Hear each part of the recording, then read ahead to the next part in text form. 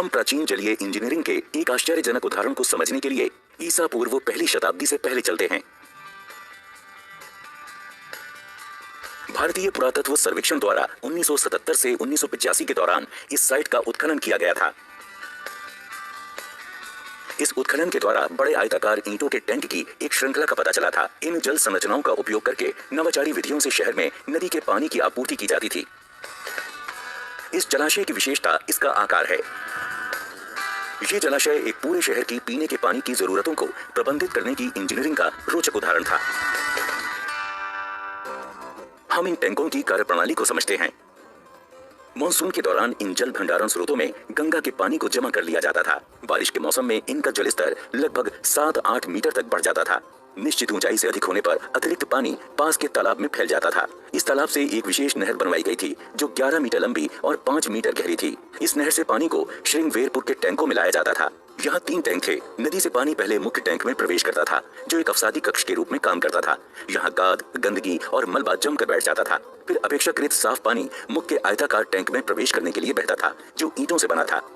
यहाँ पानी को संग्रहित किया जाता था। इस टैंक से थोड़ी दूर अगले टैंक में केवल साफ पानी को ही जाने दिया जाता था। ये टैंक आयताकार आकार में था।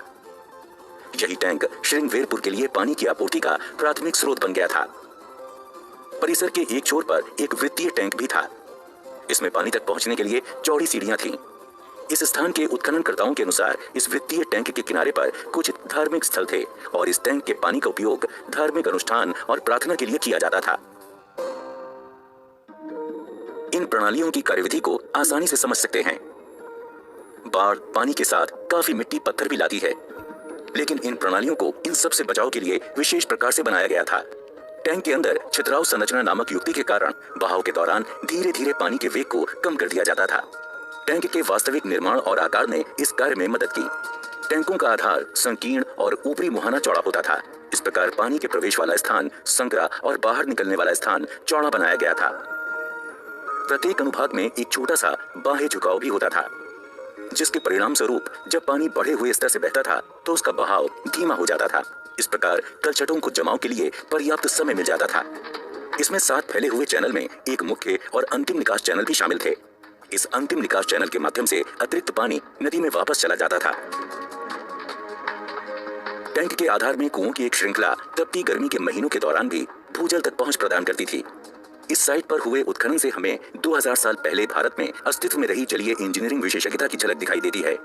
एक ऐसा विचार जो आज भी इतना व्यवहारिक है कि इसे स्वच्छ गंगा कार्यक्रम में इस्तेमाल किया जा रहा है।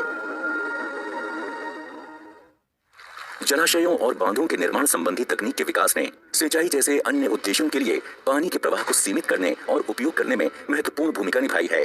भारत के लिए कृषि का विशेष महत्व है, इसलिए पानी की पहुंच हमेशा एक बड़ी चुनौती रही है। भारत की कुल वार्षिक वर्षा का लगभग 80% हिस्सा 4 महीनों में यानी मध्य जून से मध्य अक्टूबर में बरस जाता है।